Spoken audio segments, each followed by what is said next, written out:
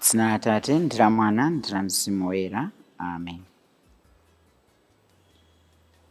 Bale ndi alongo okondeka, tikulandireni nonse pano pa Tiyankhuleni Ambuye. Lero ndi Friday lachisanu pa 16 January 2026 ndipo tili mulungu woyamba wa pachaka. Zowerenga zathu buku lathu tikuwerenga pa chaka 2, chaka chachiwiri. Mawu oyamba akuchokera m'buku loyamba la Samuel mutu 8 ndime ya 4 mpaka 7 pitiriza ndi ndime ya 10 mpaka 22a. Amene akutiwerengera mawu oyamba ndi a Suzana Phiri kuchokera ku St. Michael's Chikwawa Cathedral mu Diocese ya Chikwawa. Mawu a mthenga woyera ndi monga adalembera Mariko woyera mutu 2 ndime ya 1 mpaka 12.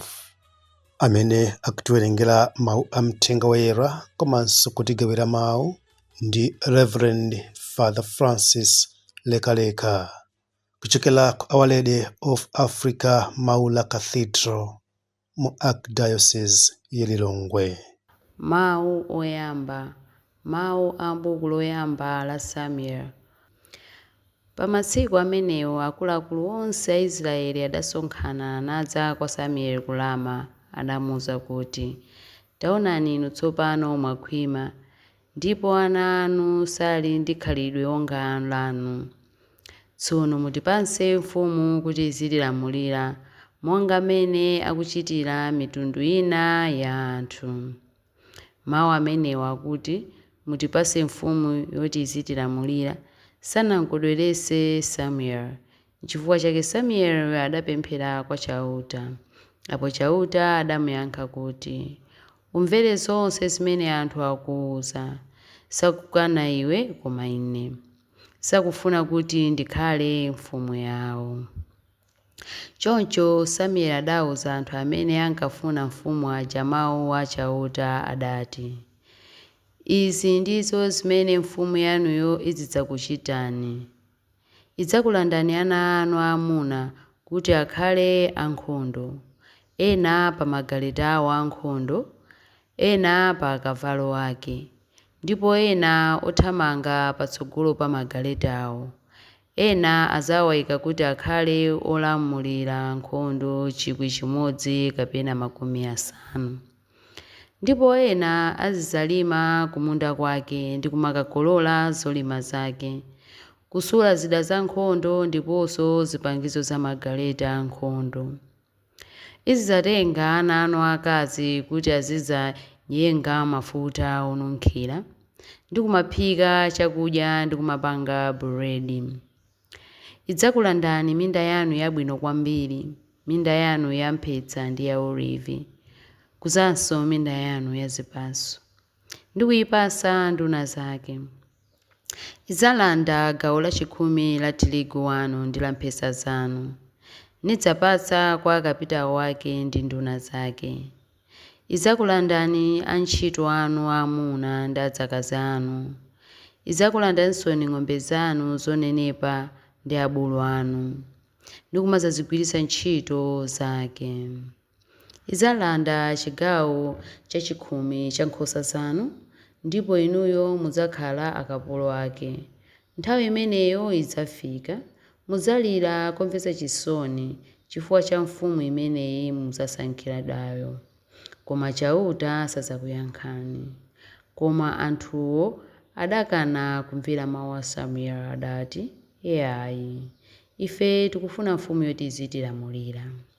Tikufuna kuti nafenso tikhale ngati mitundu ina yonse, ndipo kuti mfumu yathu izitiweruza, kutisogolera ndi kumatimenyera nkhondo.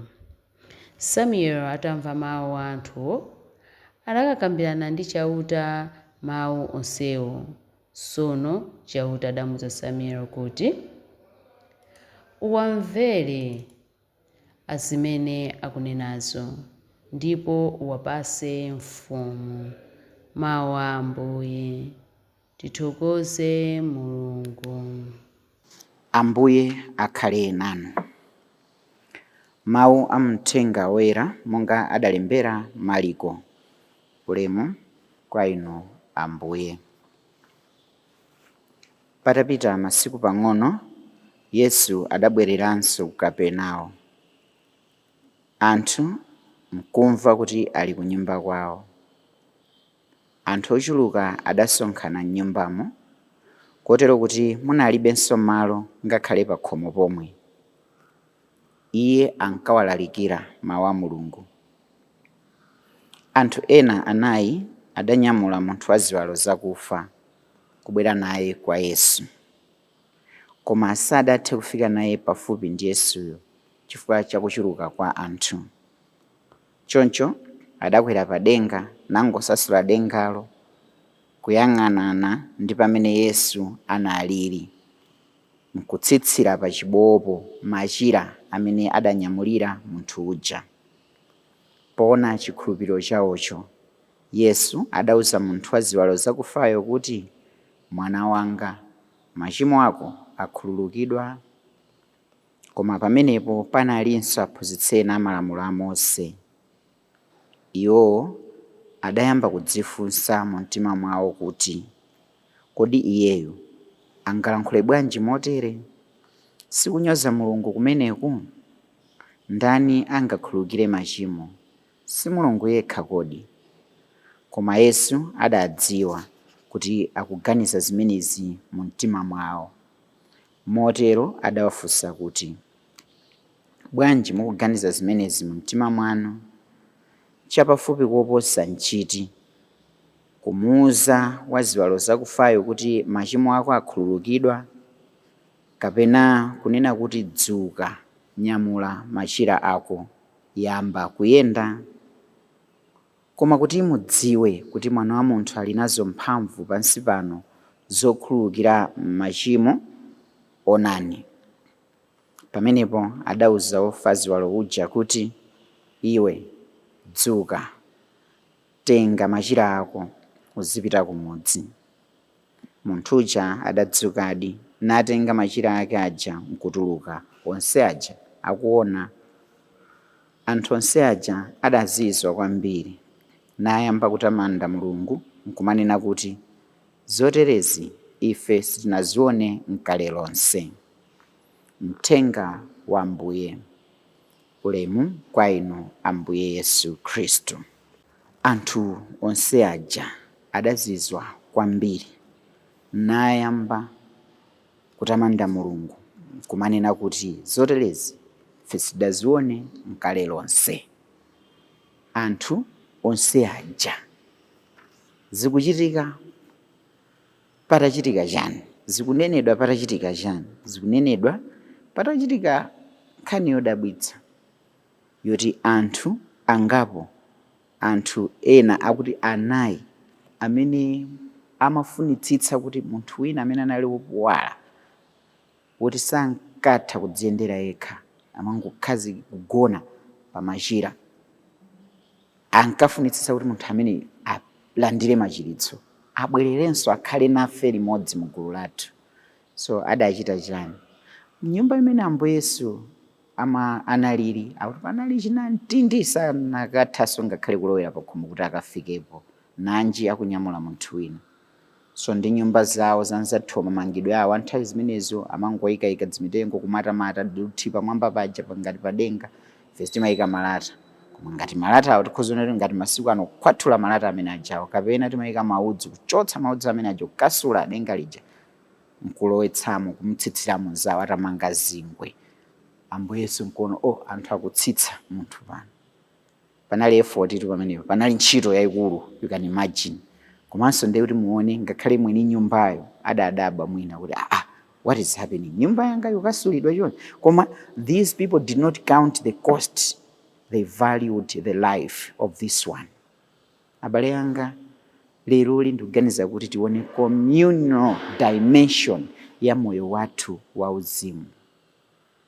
Tione kunena kuti kodi kulumikizana ngati gulu kumathandiza bwanji kunena kuti tikhale amodzi mwa Khristu. Mawu yambirira tikuona this aspect ya gulu limene likupanganso zinthu mwa communion yeti kulumikizana. Akubwera kwa Samueli kukamudandaulira, ife tikufuna mfumu. Ndeno muone zimene zikunenedwa pamunsipo pamene Samueli akukauza chauta, taoneni anthu akuwukirani, akuwukira atafuna mfumu. Kwa ife tikhoza kudabwa masiku ano, koma mu nthawi imeneyoyo zinali zoti pakati pa Israeli panali zijamani theocracy, wolamulira mfumu yawo mutenga kuti ndiye Mulungu. Okay? Mulungu ndiye anali mfumu yawo until this time pamene anthu aja ataona amayiko ena kuti awika munthu wina wake kuti akhale mfumu, nkuyiwala kunena kuti ma consequences zake ndi chani. Munthu amene amakhala mfumu nthawi imeneyoyo loti kamawerenga ma history timaona zija zoti even mafumu aku Roma aja amatengedwa ngati milungu, ma semi-gods, ma demi-gods. Nde iwo aja Israeli samazionera pafupi zimene zozoyayi kuti izi ma repercussions zake ndotani, zotsatira zake ndi zotani. Iwo anangona zoti anthu ali ndi mtsogoleri. Koma apapa implication nali chimodzimodzi kuti mukasankha munthu winayo muyambanso kumulambira nkumapanga zonse ngati mmene mmachitira kwa ine chauta. Nde zimene zimamudandaulitsa Samueli, anthu akuwukira. Nde mmene apita kwa chauta kukanena Samueli akuti udziwa sakuchitatu mwano iweyo kuti sikuwapatsa mfumu, koma chimene akuchita awawo sakufuna ineyo kuti ndikhale mfumu yawo, akuwukira ineyo. Tikudziwa tonse mmene maulemerero amakhala nawo mafumu athu, mafumu kamati kamagulupu kumene timadziwa mmene zimachitikira manja muja phu akamabwera poteropo samangokhalapo mwachisawawa m'malo osiyanasiyana, amakonzedwa mpando wawo. Akhala mafumu akuluakulu ndi kumakhalatu maulemu odabwitsa aja. Zomwezo olo tipite kundale atsogoleri athu, aphungu athu, maulemu amene timawapatsa. Ngakhale tikwere ma ministers mmene zimakhalira, nanji ufika kumtunda ma president mmene zimachitikira. Zonse zimene zikunenedwa chauta kuwausa ana Israeli kuti mukafuna mfumu zikachitika ndi zakuti akakutengerani kuti mudzikatumikira motere ana anu adzikagwiritsa ntchito mwende zonsezo abale anga zimachitika pakati pathu. So chauta amangonena zotsatira za zimene ana Israeli amafuna pa nthawi imeneyo kuti tikufuna mafumu. Koma chinachititsa ndi chani? Gulu. Tisathawe mfundo yathu ijatanena ija zochita za gulu. Gulu linabwera linakukana nkunena kuti tiye tikanene izi kwa Samueli atipatse mfumu. Nde chauta chodabwitsa kwa Samueli choti akunena kuti umvere zonse zimene anthu akuuza uwachitire. Ngakhale atakamuuza kuti zotsatira zake ndi izi, idzakulandani ntchito anu, idzakulandani ng'ombe zanu, idzakulandani chigawo cha 10 chanu, zonse zija timaziona. Misonkho ya anthu chani, ife tilipira misonkho, anthu osaukalipira misonkho, koma yo amene akulandira ndalama zambiri ndi ma duty free paliponse. Ndi misonkho yathu yomwe imagwira ntchito pa iwo. Zonsezo chauta adazinena m'mawu ngati yawo. Iwo aja sanamve, ife tifunabe mfumu. Well and good, apatseni mfumu yawo. Nkhani za gulu abale yanga, nthawi zina zimatipatsa zinthu zabwino, koma nthawi zina zimatipatsa zoyipa. The communal dimension of the believers is important. For us believers, we should always seek kunena kuti we should go down to those who are powerless. Athandiza anthu amene akusowa potsamira. Pamene tikupanga zinthu ngati gulu, tikuyenera kuthandiza kwambiri maka anthu amene ali osowa. Nyimbo yathu ija yandimvera timayimba yakutsimikiza kumvera imafika verse ija kuti poti iwo mu mpingomo athandizana pochita zabwino. Amathandizana pochita zabwino. Magulu athu osiyanasiyana, the church ndi gulu loyambirira limayenera kuthandizana pochita zabwino, osati pochita zoyipa ayi. First reading ndimene tayionayo unali magulu athandizana pochita zoyipa kufuna kuwukira Mulungu. Sakumvanso china chilichonse chimene mneneri Samueli akuwauza akuti ife tikufuna mfumu basi. Inu mukachitidwa zoti ife tikufuna mfumu. Chabwino, Mulungu amatipatsa ufulu. Mulungu anatilenga kuti sifa akapolo wake ndifa ufulu. Chimene yamanga gulu Mulungu akulola pangani, koma zotsatira zake mukaziona nokha. Tili ndi magulu osiyanasiyana pa dziko lapansi pano. In the church we have magulu, mipakati, mabungwe, makwaya, magulu opemphera osiyanasiyana. I believe kuti maguluwo timathandizana ndicholinga kuti tifike kufupi ndi Mulungu. Zonse zimene tikuchita ndikuganiza kuti zimathandiza. I like the structures that we have, especially in the Catholic Church yomwe ine ndimadziwa. These groups ambiri akuthandizana kuti atsitsimutsane, akamachita share mavuto awo zimathandiza kunena kuti anthu ena amene ali ndi zipsinjo akamachita share zimene zijazo anthu aone kuti Mulungu sananditaye. Kani Mulungu ali nane pafupi kudzera m'magulu amene timathandizana. The new family imene timakhala nayo just because of our belief in Jesus Christ. This is very important. Koma kunjaku tsopano abale anga taonani timagulu tosiyanasiyana timene tili nato. In mind, I have things like mabanking konde, magulu ama welfare, ati kuliti magulu awa ma buildings, awa otani ama birthday, awa ndotani, awa zambanja, awa ndizotere. Beautiful. Zabwino ngati cholinga chake nkuthandizana panga uplift one another's welfare. Kuthandizana kunena kuti anthu achoke poipa akhale pabwino. Fine. Koma kodi ndizoona tikumathandizanadi kuti tichitane uplift motero kapena tikuthandizana kuononga kuti nthawi zina zinthu zina zimene mwina zikanatosoveka ndi anthu aja mwa njira yabwino kankumpingo, koma chifukwa akulandira malangizo olakwikawo zinthu zikumalakwika. Pena atolo mabanja wakumatha chifukwa chati magulu timalangizo toti anthu akumatitenga ku magulu tosiyanasiyana.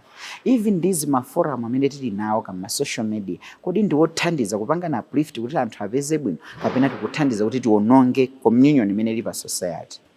Today tipange reflect the communal dimension makamaka kwa ife anthu okhulupirira nthawi zonse tizikhala kufuna kupanga na uplift monga mmene anthu anayi aja anakatsitsa munthu uja kuti achiritsidwe ndi Ambuye Yesu. Ifenso magulu athu ena aliwonse athandiza anthu ena kuchoka poyipa pamene analili ndi kuti afike pabwino. Unikani ntchito zanu m'magulu osiyana amene muli nawo. Kodi gulu lanu ndikuthandizani? Mupitirizabe kukhala mu gululo? Mulungu akudalitseni nonse. Amen.